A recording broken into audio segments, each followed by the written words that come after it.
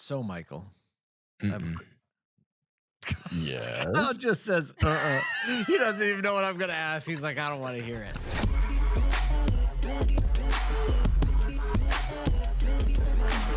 This is Auto Collabs. I don't know. I'm nervous. So there's literally a porta potty across from my window now because there's a construction site. Are you still on this porta potty thing? No, I actually like I started recording like the video where I kick the door open and I come out and I say something clever. Yep. I can't remember what I said and I don't know where the footage is, but I bet it's going to be awesome if I find it. That's the whole story. That's the whole story. I wanted you to be excited about it and be like, oh, you know what? That reminds me of a porta potty time that I kicked in the porta potty door. It was awesome. Dude, there was some antics going on with porta potties when you were in college. Speaking of porta potties, where's he going to take this one? One time I was in an office and we had, every office has one of those people that you're like, how do you get any work done when you're in the bathroom for like 7 hours of a day?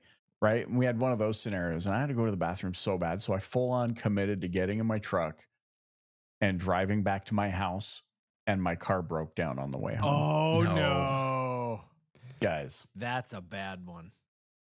I'm waiting for the segue. Like, I'm just trying to feed material to Kyle, GPT Kyle. And I'm like, what is he going to do? I have another story that, I mean, if he has one, I have another one that kind of tags onto that. I'm like, I don't think we should keep tagging on porta potty stories. Well, this isn't a porta potty. This is a regular bathroom story. Oh, no. My office in the last building we were at, I wasn't even thinking this through, but it was across from the bathrooms. Right. And so like, that's a problem. I kept my door shut a lot, but the real deal is that I had to move my desk to the other side of the office because it was really weird when people are going, like I could make eye contact. Right. And so I was like, as they were going in and out. Yeah. Speaking of offices that are normally across from the bathroom. Oh, that's a great segue. It's really actually true, right? Because that the is F&I office normally down the hall, back to the right, then across from the bathroom. Dude, you nailed that one. We're talking to Rudy today. He's a storied F&I manager in the auto industry. Now works with ComplyAuto after being with Galpin for so long. And I'm excited to hear his stories because like if someone's been in the business for a while and they were anywhere around the F&I office, like they know about the car business. They've seen stuff. Good, the bad, the ugly. We're not going to keep talking about porta potties, but we will probably talk a lot about F&I and the stories in the car business. We hope you enjoy this conversation with Rudy.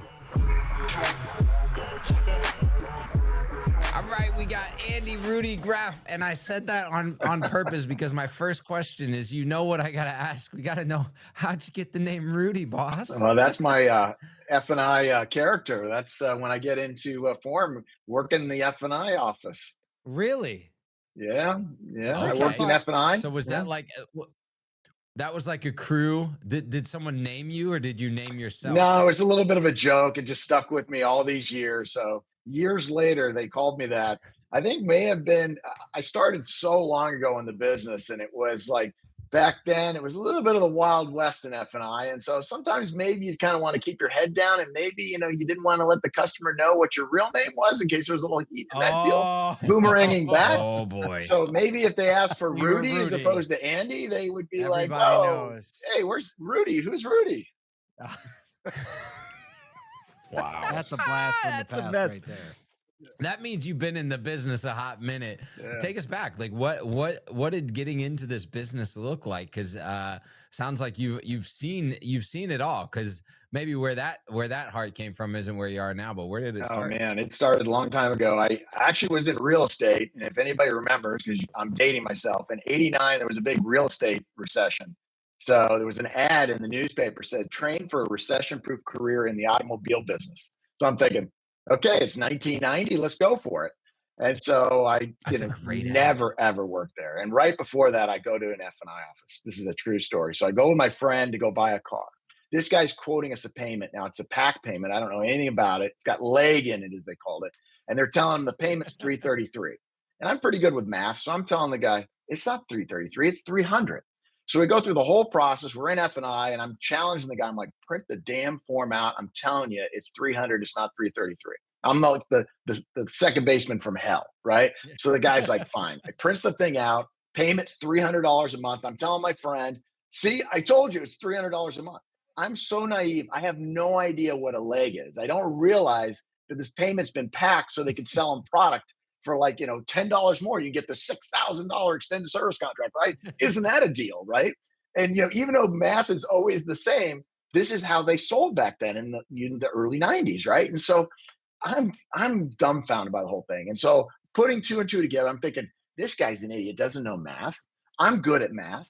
I need a new job because I got blown out of real estate because of the recession. So guess what I'm going to do? I'm going to train for a recession-proof career, being a finance guy in a car dealership. So I go to the first interview, the second interview. They're like, "Don't work that way, son. You got to work the line, right? You got to go sell cars." Yeah. And so one by one, everybody's selling. He's like, it's just math. Right. I knew it was 300 before I knew anything. Right. Yeah. Right. So I finally get my first job. The guy's like, "Don't worry, you're like the Italian. Don't worry, you'll get the job." Oh, And so I find out yeah. I'm not in F&I. I'm on the phones in F&I. I'm not a finance guy. I'm cold calling customers, trying to sell product and get them back in the store. I'm working for the F&I director who also moonlights as the leasing manager. So I'm calling lease customers, trying to sell product and get him, to not buy out their cars to come back in. I did that for like 2 years. Finally, I'm begging and pleading to be a salesperson at this organization. And they're like, son, you can't sell cars here without experience. I'm like, I've been here for 2 years. They're like, yeah. And I'm like, you're telling me I got to go work somewhere else, sell cars for a year or two, and then come back? And they're like, yep. No and I'm way. like, No what? way. I'm like, I've been a good employee What a for mess. 2 years, right? Working the phones, cold calling people. Like, that's how it works. Said, but there's a but. I got one option for you. I'm like, what's that? He goes, you handle the lemon law customers. I'm like, how bad can those people be, right? Yeah, They're not happy. good. They're excited. Super, they Super love happy their with car. you. Everything's going fine. They're not stressed. They're not worried about anything, and they have a really high view of the store at that Oh point. yeah, they love everybody, right? I mean, and you want to talk about, they are relentless. They will figure out what your home phone, back then barely, cell phones were coming out. They figure out your home phone. They're doing site visits. They're showing up just nagging you to death because, to get to lemon law, you got to get pretty far down the Back path, then right? too, it wasn't Yeah. even close to what it was now. Like now Right. it's like, oh, the third thing, everyone knows it's gonna Right. happen. Right. Back then it was like, It no. was brutal. And so these people were the worst of the worst. They were just like haters of everything and they just were driving me crazy. Anyways, long story short, like I did that for a year. It almost caused me a divorce, almost caused me my job. And after a year of doing it for the company, like, take one for the team, if you will, they're like, okay, now you can go sell cars. And by the way, you're not going to get any leads. You got to go get your own leads. You got to work your way. So I did that for a couple of years, and then I finally got my shot in F&I. And so then I started, doing the F&I gig. Hey, See, there I'd you love go. to talk Very about well, very like, well. so you've obviously seen the industry from a different era, actually. Like what you're talking about, the way F&I worked and the way compliance worked was a whole different world than it is today. And now compliance is, front and center. Sophistication is growing rapidly because of technology. And, compliance is Yeah. it's not as much a conversation of if, it's when, right? If someone's going to find something, right? Because you can always, I can't remember who it was. They said somebody can always find something, right? Like if you're looking hard enough, you always be able to find something wrong with something. And a lot of it is like, how can you be as certain as possible that mistakes are getting caught and that you have the ability to say, like, we've been doing extreme diligence to make sure we are compliant. How would you explain the modern compliance environment, especially now that all this new AI tech is being quickly injected into the industry? So great question regarding the compliance of today. A lot different than it was in the early 90s, no question about it. I believe now, because I work in California and it's very litigious, and I think a lot of the lemon law lawyers that you see out there, they're not even trying to go for lemon law. They want to look at the deal. That's what they want. They're on what I call the fishing expedition because there's going to be something wrong. It's not an if, it's a when. There's hardly ever a clean deal out there. Every deal has got some sort of problem with it. And the question is, when do you catch it and how much does it cost you? So you want to get in front of that as quickly as possible. I mean, the truth is, and in my kind of later roles in my career in the car business, I was the VP of sales. And when we trained F&I people, you know, and I know there's a lot of, and I think this is going to probably raise some eyebrows out there, but a lot of people say finance people are out there to make money. But the primary function of a finance person, their first and foremost function isn't selling product, is protecting the store. Protect the dealership. Right, exactly. Yep, and if right. they're not protecting the dealership and they're putting money in front of that, that's where you start getting real problems. And I'm not saying that they shouldn't do both. They should protect the store and make money for the store. Absolutely. And they should make sure the customer has a great experience. So all three of those things. But how do you do all three of those things? You know, how do you do it all, right? And a lot of finance people today were really just salespeople that just were better salespeople. They just did a better job than everybody else. So now they're the finance guy. And yeah, they're not lawyers. Right. And they weren't great with paperwork Yeah. last time as a salesperson. I mean, I'll tell you, I was never great with paperwork, but I got better in finance. I wasn't perfect, right? You know who the best people with paperwork are? They're the people in the business office that send the deal back to you going, dumbass, you missed this again, right? The billing They're clerk the is best. amazing at paperwork. I'm telling you. True story. One of our biggest competitors had multi-rooftops down the street from us, did exactly that. Kicked out all the F&I people, literally phased them all out, got rid of them, said you can go be salespeople or F&I people somewhere else, whatever you want. We're closing down the F&I people. They took all the billing clerks and made them F&I people. And you know what? The paperwork is perfect, but they didn't sell anything, right? So it was like an epic disaster, right? So they're like, okay, this isn't going to work. So then they replaced all those people, you know, with F&I people, and the pendulum swung the other way again, right? Now suddenly, you know, they're selling, grosses are good, but the paperwork sucked, right? And so, well, and honestly, how do you find that perfect I think person? about this, Rudy. You've got a deal jacket that's typically maybe slightly less the size of a mortgage, right? Like mortgage is this thick, right? These days. And you just like barely move your fingers down. And that's an automotive deal jacket. And a mortgage takes anywhere between 45 and 60 days to prepare, has multiple people preparing the documents alongside realtors that are re-inspecting those documents, multiple checkpoints, notaries that are actually on site. Like this incredibly complex system to just a little bit bigger of a deck. And F&I managers and the F&I process, whether it's single point of contact or F&I managers, are responsible for that level of prudence in like everybody's going, how do I get them in the F&I office in 7 to 10 minutes so they don't expire their yeses or maintain. Like that's a brutal proposition, to be quite honest. You, like when you square it, right, with similar type of transaction. That's a good point. Yep, you're absolutely right. F&I people. Don't remind me. How did you deal with it? Like when you were in the office, how did you deal with it?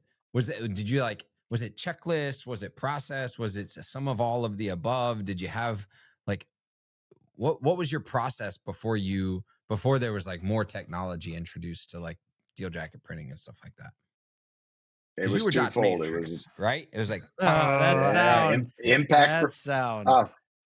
I was before dot matrix. I was with the impact printers that had the frickin' daisy wheel on it. That used to like have every letter in the alphabet and a couple characters and numbers, and it would circle around. That's old. That's you remember real. that. That was old school. Holy cow! We should have one of those at ASOTU. Well, but I mean, we're shifting, right? And it's kind of good because we have much more compliance coming down the pipe, right? And we're still staring down the barrel of whatever the new iteration of the CARS rule. Even that's been kind of put to bed. But there will be something new that arises, probably at less impact. But we're staring down the barrel of like significantly more compliance than we even had like 3 or 4 years ago. What's the new trend looking like? I think leveraging AI is the way everybody's going. I think using AI to improve speed, improve processes, consistency, reliability, thoroughness. I think that's the way it's going. Give us some practical outputs of that, because I think one of the things that I think people hear all the time is we're going to leverage AI. So can you give a couple specific instances in F&I how AI, I think that helps people wrap their mind around like, oh, it can do that, or it can make, now I don't have to do that anymore. Could you like just kind of like talk to the back of the class Yeah. for us for a minute? Yeah. So imagine looking at a driver's license and seeing an address, right? And then somebody takes that address and types in the address onto another form, CRM, DMS, whatever, Mhm. right? You ever do that yourself in real life? You take some information. I mean, I hate it too, like where you go and the autofill feature isn't there. You got to then take the information, like maybe it's a credit card Yeah. number, right? Or, have you ever gone to a bank where you wanted to like copy, you got some password keeper and you want to copy your password because it's 16 characters and it's complicated Gosh, and you want to paste it into a field, but the freaking website won't you're let gonna you make paste me it. So now angry. you got to sit there and paint, The longer you talk, the right? angrier I And you got get. to painstakingly type it. And like reference back Imagine and doing that forth. over and over and over again. Ugh. Yes, doing that over and over again, 16 times, 20 times in a day, because every F&I deal, you're double checking an address of a person, right? Mhm. But you got to make sure that what's on the driver's license matches the paperwork. So what do? You take a piece of paper that you print out and you hand it to the customer. You say, hey, double check that I spelled your name correctly and double check that I put the address right, right? And they look at it and they go, yep, looks right. But guess what? It's not right. They themselves missed the typo, right? You All the transposed two time. numbers or you forgot the apartment number. There's not a dealership I talked to today that says that doesn't happen. Well, guess who doesn't fail that test? AI doesn't fail that Ever. test. It catches it every time, ever. Hmm. It just catches it. It just sees it. It's so obvious to it because what we see as numbers, I don't know how AI works exactly, but it sees it as data and it says it needs to be a perfect match or it's not a match, right? And it catches it Right. every time. That's what AI is doing. Now, that's what we're doing with our tool. And that's like what less than 0.1% of what it's doing, but it's critical because the byproduct of that seems like not a big deal. But check this out. What happens is the bank doesn't process the payment coupon to the right address. So the guy waits 90 days before somebody starts calling from the bank going, hey, you haven't made your first payment or your second payment. What gives? Right? He knows darn well that he should have paid the payment, but he's using the wrong address as an excuse. Go, guess what the next call is? Call the dealer. It's not my fault you sent it to the wrong address. Well, it kind of is. You knew you had a payment due in 45 days. So he's blaming it on the Right. dealer. So now the dealer's got to call in a favor with the bank. And that doesn't stop there because now in a year from now, when he doesn't get his registration renewal and it misses the address, right? Because it goes to the neighbor's address or the address on another street, whatever, right? It doesn't go to the right apartment. Guess who the next call is? They're like, oh yeah, I got pulled over. My registration is late. Well, he didn't want to pay the money in the first place. Now there's penalties. Guess who he's calling again? The dealer saying, you screwed up my address. I didn't get the renewal. I'm not paying these fees. And the good dealers, the dealers who really care about customer service and doing They're things gonna take right, care of they it. go, okay, I'll Absolutely. pay. Right. And then I'm wondering how And that, many of these people are upset when, Uncle Frankie shows up with a tow truck and takes the vehicle away. well, Like, that's I'd be way worse. interested to know how much of this scenario actually, what percentage of what you've just explained has an impact on overall car repos that they're reporting? Because it's like, I just didn't know what I was supposed to. Hey, I'll be honest though. Like, I moved here from Canada. It is the weirdest thing to me that I can drive the vehicle home from the dealership. And then every time I buy a car, I'm like, how are we paying for this thing? Because in Canada, you can't leave the dealership unless you've given them the void check. The insurance companies come and giving you your plates. You got to register. Like, so many things happen. So here, I mean, we bought, I don't know, 4 or 5 cars here. And every time I'm like, wait, what? How am I How are we paying for driving this this deal? right now? Right. And yeah, and then like you said, 45 days goes by and I get a letter in the mail from, whatever it is, Toyota Financial saying, set up your account. And I'm like, how are we even allowed to drive these things That's right a fair now? point. It is wild. Yeah. But So, that's, yeah. I mean, like Rudy, the thing you said is like what you don't realize is the residual impact of a single digit on an address line. And if Yeah. that's one of the 33 things that AI is doing, the impact, not just to like the bottom line or your employee satisfaction, it's customer satisfaction, right? So we keep talking about employee experience, right? It's not just good enough to have them feel great when they buy the car. Like that, there's touch points that you don't even realize are happening sometimes that are 45, 90, 1 year, 2 years down the line that are created by like just a digit mismatch, right? And those are the things that we need to be thinking about. Like, how do we leverage technology? How do we leverage things like what you guys are doing there at Comply with the Deal Checker AI? How do we leverage those types of things to make sure, and one, increase employee satisfaction? Oh, I don't have to like manually enter this stuff all day, but also how do I help that, then it's customer satisfaction and compliance all wrapped up into one. And we have the tools. Why not use them these days? Right. Truth. Yeah. Well, listen, this Well, is fascinating, right. and I'm telling you, this is one of those things that I think has got a lot of people thinking. They're like, what is the ripple effect of the small thing, and how much is it costing us? And I imagine you have all of that data, which is why we can't wait to connect with you soon. Hey, how can those listening and watching get in touch with you? 2 ways, real simple. They can just go to our website, which is ComplyAuto.com. And on ComplyAuto.com, there's an inquiry form. Just say, hey, I want to talk to Rudy. I'll call you back. I'll send you an email. Or you can go ahead and just email me directly if that's all right with your listeners. You can always email me at Andy@ComplyAuto.com. All right, Rudy. But Rudy. Exactly. Thanks so much for joining us here on Auto Collabs.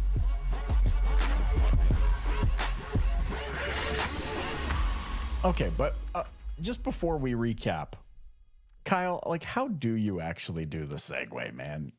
The game is tight. Michael hasn't been able to think of that for the last 20 minutes. That's why you asked so few questions. I've been waiting to ask. That's it. That's like his Michael's whole, a little quiet in this episode. He's like, how does Kyle do it? Just got that little like You guys bubble think up I'm there looking about the down writing notes? segues. I've got a lot of That's it. practice. Yeah, You my and notes Ben say Hadley, you're just Kyle like segue. enamored by the segue game. When you do segues 1,000 episodes in a row, like Paul and I, we just got the segue game down. That's true. It is That's what true. it is. No, I'm glad we talked about like the practical solutions so that AI Yeah. can fix, because again, I know I said it or I asked the question, but the reality is with AI deployments, a lot of people just can't wrap their head around like what the AI is going to actually do, right? It's Yep. such a broad term. And I think, some of the examples were right on the money, because it's black and white. It matches or it doesn't match. It's there or it's not there. And I think that those are the types of things that make up probably 98% of the compliance headaches that happen. And so I'm glad to see it, just start to be deployed across the board. Next up, I just want AI to like be able to operate QuickBooks for me. So I know it's compliance in QuickBooks, but if they can get on that next, like just show me last year's P&L year over year. This is a really compelling use case for AI in which future generations may never have to worry about compliance again because it won't be a thing anymore. I think between AI and blockchain, that's what I think. I think you're going to start to see AI and blockchain. You're going to see blockchain come back in. AI is going to be the tool with which to leverage to connect the data and make it really, really resilient, fully verifiable. Yeah. And when we get into like AI document sourcing, right? Like, how do you validate document realness, right? Mm-hmm. It's gonna actually, I just got my new passport, and my passport was 10 years old, staggered at the complexity at which like the materials and the overlays and all that type of stuff had to go in, because you've seen the photos. You've seen the photos of the IDs and the licenses and the receipts and the bills that are coming out from GPT. Like, things like this are going to need to be in processes, especially around highly regulated industries, which auto is. Interesting. Well, there you go. Just another thing AI is going to do to make our life easier. There you go. Can't make sandwiches. Can't record podcasts without us. Can't come up with porta potty stories on on the fly. On the fly. Look, on behalf of Kyle Mountsier, Michael Cirillo, and myself, thank you so much, as always, for giving us a few minutes and hanging out on Auto Collabs. Sign up for our free and fun-to-read daily email for a free shot of relevant news in automotive, retail, media, and pop culture. You can get it now at ASOTU.com. That's ASOTU.com. If you love this podcast, please leave us a review and share it with a friend. Thanks again for listening. We'll see you next time.